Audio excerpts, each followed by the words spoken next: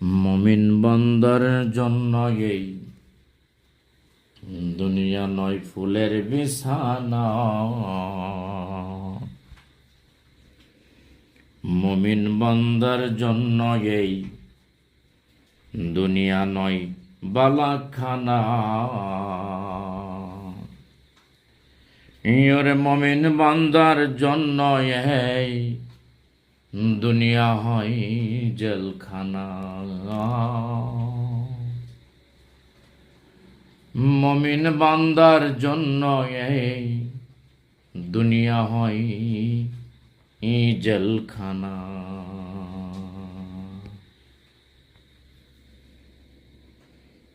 মুমিন বান্দার জন্য হয় পুরস্কার মৃত্যু নামের পরোয়ানা। ওরে বলেছেন আমার মাওলা পাকে ইয়া রব্বানা, বলেছেন আমার মাওলা পাকে রব্বানা। রে নূর নবীজির উম্মত, এই দুনিয়া ইমানদারের জন্য কোনো সুখের জিন্দেগি নয়। এই দুনিয়া কোনো মুমিন বান্দার জন্য বালা খানা নয়। এই দুনিয়া মুমিন বান্দার জন্য হয় দুনিয়ার জমিনের জেলখানা স্বরূপ। একমাত্র মুমিন বান্দার জন্য পুরস্কার হয় মৃত্যু নামের পরোয়ানা। সুবহানাল্লাহ। দুনিয়ার জমিনের কোন ইমানদার বান্দা তার জীবনে কোনদিন সুখ শান্তি কি জিনিস দুনিয়াতে সে অনুভব করতে বেশিরভাগই পারে নাই। বেশিরভাগ মুমিন ইমানদারের দুনিয়ার জমিনের জিন্দেগি ছিল ভয়াবহ কষ্টের, নজিরবিহীন কষ্টের। তারা কষ্টের মাঝে নিজের জীবনটাকে বাস্তবায়ন করতে করতে একেবারে জ্বালা যন্ত্রণার ভিতরে নিজের জীবনটাকে পুরে ছাই করিয়াছে। আর তখনই রবের পক্ষ হইতে বলে, ও ফেরেশতারা দেখো আমার বান্দা, আমি এই মাবুদের মহাব্বতে দুনিয়ার জমিনে কোনো লোভ লালসা, কোনো সুদ ঘুষ রিয়া হাসাদ তার জিন্দেগিতে কোনো কিছু আমি মালিকের ভয়েসে করে নাই।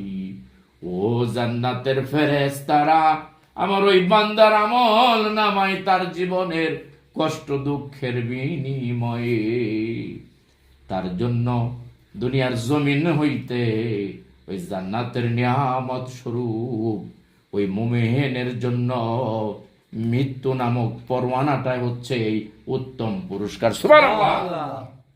হাদিসে পাক ইরশাদ করেন আমার দয়ার নবী, তুহফাল মুমিনাল মাউত, একমাত্র মুমিন বান্দার জন্য মৃত্যুটাই হচ্ছে রবের পক্ষ হইতে উত্তম পুরস্কার।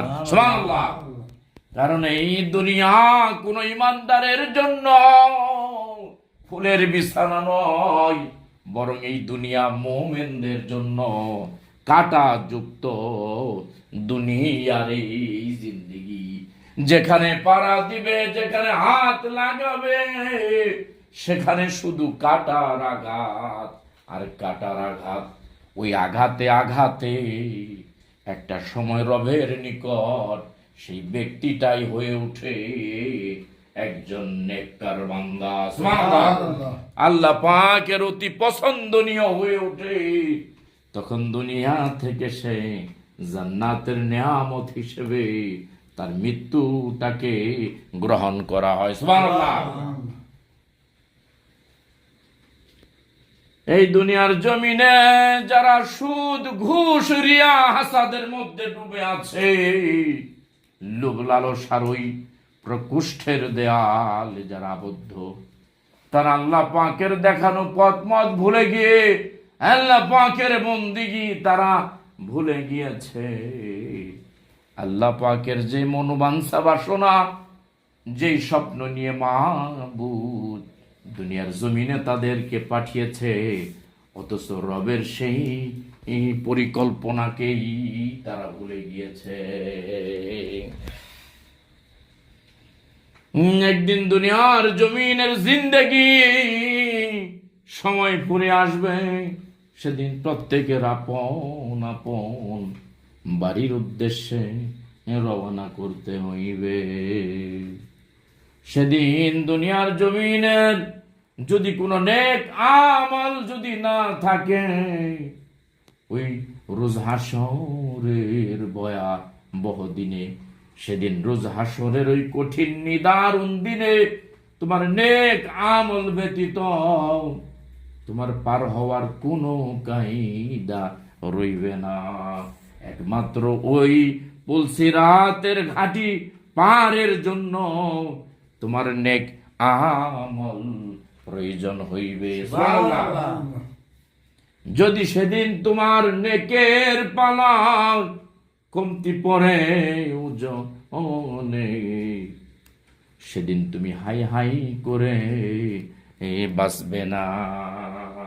অতএব কারণ আল্লাহকে ভয় করো, আল্লাহ আল্লাহ রসুলের সেই দেখানো পথ, যেই পথ এবং মতের উপর চলে গেছেন দুনিয়ার জমিনের ওলিয়া লামরগণ। সুবহানাল্লাহ। আল্লাহ পাকের মনোনীত বান্দাগণ, ওয়াকুনু সাদিকিন ওয়াকুনু সিদ্দিকিন ওয়াকুনু সালিহিন। সুবহানাল্লাহ। তারা দুনিয়ার জমিনে লোভ লালসা, দুনিয়ার আভিজাত্য ঐশ্বর্য তাদেরকে বেঁধে রাখতে পারে নাই, বরং সর্বদা আল্লাহকে ভয় করেছে। আল্লাহর ভয় অন্তরে তারা সদা সর্বদা রেখে সেই আল্লাহ পাকের দেখানো পথ মতে চলে আল্লাহর পেয়ারা বান্দা হিসেবে দুনিয়ার জমিন থেকে পাড়ি দিয়েছে। সুবহানাল্লাহ। আল্লাহ পাকের সেই হেদায়েত যেন আমাদের সকলের জন্য আল্লাহ পাক নসিব করেন। আল্লাহুম্মা আমিন। আল্লাহ পাকের পথ মত আহলে বায়াতের মহাব্বত অন্তরে পুঁজি করার জন্য যেন আল্লাহ পাক আমাদের তৌফিক দান করে। আল্লাহ পাকের কুদরতি চাদরে যেন আমাদের আল্লাহ পাক ডেকে রাখে। সমস্ত বেঈমান বেদিনের ওয়াসওয়াসা থেকে আল্লাহ পাক যাতে আমাদের হেফাজত করে, আল্লাহ পাকের দিন বুঝে চলার জন্য যেন তৌফিক দান করেন। আল্লাহ রব্বুল আলামিন আমাদেরকে সুস্থ দেহ নিয়ে তার বন্দিকে বুঝে শুনে করার জন্য তৌফিক দান করুন। যারা আমরা নায়েবে রাসূলের হাতে হাত দিয়েছি, আপন মুর্শিদের মহব্বত অন্তরে বেশি বেশি দিয়ে আল্লাহ এবং রাসূলকে বোঝার জন্য আমাদের তৌফিক দান করুন। আল্লাহুম্মা আমিন। ওয়া মা তাওফিক ইল্লা বিল্লাহ। আসসালামু আলাইকুম ওয়া রাহমাতুল্লাহি ওয়া বারাকাতুহু।